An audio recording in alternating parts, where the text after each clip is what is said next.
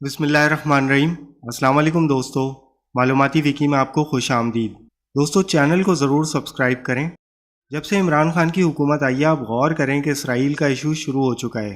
आखिर वजह क्या है कि ये जो इसराइल का इशू बैठा हुआ था, अचानक से उठ खड़ा हो गया और उसके पीछे जो मामलात चल रहे थे और जो मीडिया पर कभी डिस्कस नहीं हुए, वो सारे के सारे हम आपको बताएंगे। मगर इन सबको डिस्कस करने से पहले एक बात आपको पहले बताते चलें। याद रखें, हम पाकिस्तानियों का मुकाबला एक ऐसे दुश्मन के साथ है जो इस वक्त पूरी दुनिया को कंट्रोल कर रहा है और शिकस्त भी दे रहा है। और तकरीबन 3000 साल से ये लोग तैयारी कर रहे हैं इस टाइम की, जो कि आ चुका है और पूरी दुनिया हार चुकी है। और अब हमारा उनसे डायरेक्टली मुकाबला है और अब आपको तैयारी पकड़नी है। आपका दुश्मन बहुत ज्यादा खतरनाक है, बेशक तादाद में कम है लेकिन वो और दूसरी चीजों में बहुत ज्यादा है। लेकिन शिकस्त इसको इंशाल्लाह हमारे हाथ ही होगी। अब हम आपको बताएंगे कि इमरान खान की हुकूमत आने के बाद पाकिस्तान में इसराइल का वावेला क्यों मचा हुआ है। देखें, जब इसराइल के पहले वजीर आजम ने ये बात कही थी कि हमें किसी से खतरा नहीं सिवाय पाकिस्तान के, तो उनको शाबाश देनी पड़ेगी कि उन्होंने उस वक्त पाकिस्तान के पास अच्छे हथियार भी नहीं देखे थे और ना ही उन्होंने ये बात देखी थी कि पाकिस्तान कभी एटमी ताकत बन सकेगा। इसके बावजूद उनको अंदाजा हो गया था कि खतरा सिर्फ पाकिस्तान से है। वो क्यों, उसकी वजह है ये हमारे मजहब की कुरान हदीस को बहुत गौर व फिक्र के साथ समझते हैं। इस्लाम हमें ये बात बताता है कि ये लोग सब कुछ जानते हैं,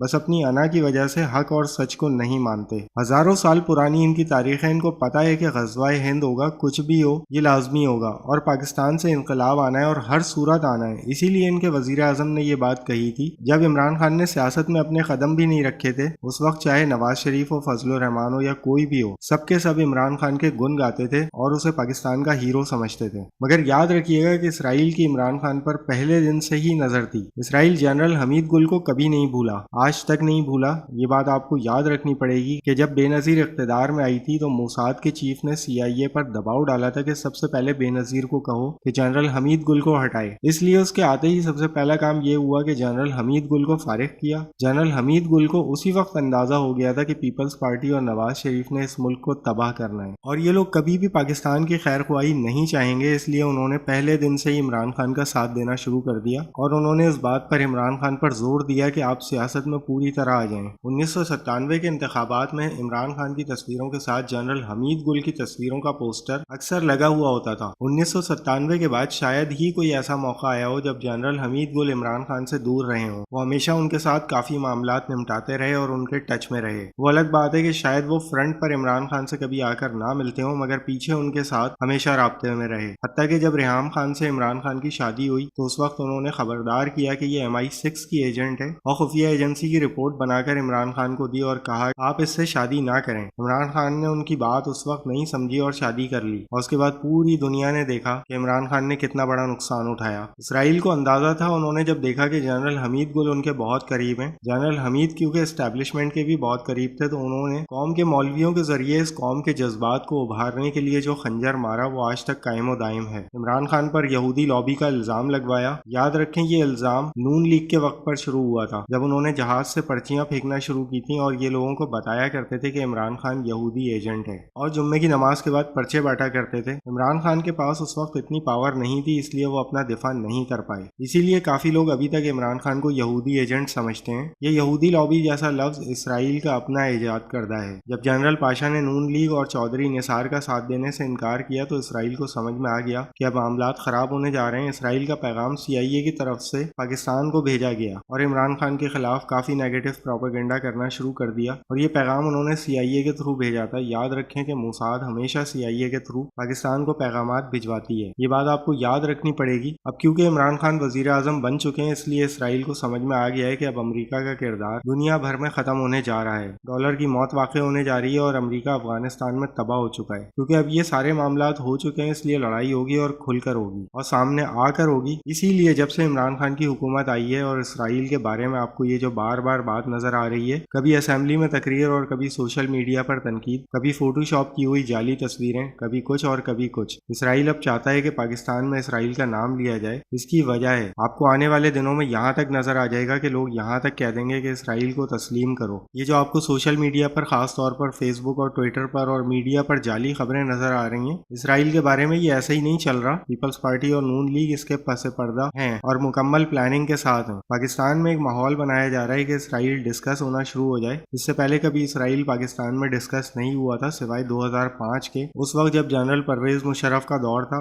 और वो भी कुछ वक्त के लिए बात हुई थी, लेकिन वो भी खत्म हो गई थी। पाकिस्तान इसराइल दोस्ती या पाकिस्तान इसराइल को तस्लीम करना या पाकिस्तान इसराइल की दुश्मनी, कुछ भी हो, इसराइल का नाम अब जरूर आएगा, क्योंकि अब डायरेक्ट ये लड़ाई होने जा रही है। इसराइल वैसे भी मस्कत पोर्ट पर आ चुका है और वहां से साथ लगती है गवादर की पोर्ट और साथ लगती है ईरान की चाबहार, और अब इसराइल फ्रंट पर आकर खेलेगा और लड़ाई होगी। ये मामला अब रुकने वाला नहीं है और अब ये चलता रहेगा और हर सूरत चलेगा। इसराइल की कोशिश तो मुकम्मल तौर पर नाकाम हो चुकी है इमरान खान को हटाने की। अब जो मामला आपको नजर आएंगे, इसमें दो तरह की चीजें आपको खास तौर पर नजर आएंगी। पहली चीज तो ये बात साबित की जाएगी कि इमरान खान के दौर में इसराइल को डिस्कस किया गया, और दूसरी बात ये कि इसराइल की तरफ से कभी ना कभी ये पैगाम जरूर आएगा कि हम पाकिस्तान की तरफ हाथ बढ़ाते हैं और वो हमें तस्लीम करे। यानी आप एक चीज खास तौर पर याद रखिएगा जो कि आपको नजर आएगी कि जब तक पाकिस्तान कायम रहेगा, पाकिस्तान के साथ आपको इसराइल के बारे में बातें और अफवाहें गर्दिश करती हुई नजर आती रहेंगी। बिल्कुल इसी तरह के इसराइल और पाकिस्तान के जिस तरह पहले कभी अमेरिका और पाकिस्तान हुआ करता था। उसकी वजह सिर्फ ये है कि लड़ाई अब होने वाली है और इसराइल अब फ्रंट पर आकर खेलेगा। जब इसराइल फ्रंट पर आएगा तो लड़ाई तो सीधी होगी और ये डिस्कस भी होगा,